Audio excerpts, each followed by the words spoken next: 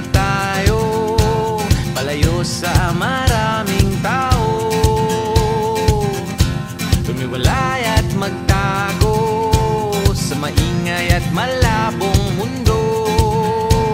Bumubulong ang hanging habagat at hampas ng alon.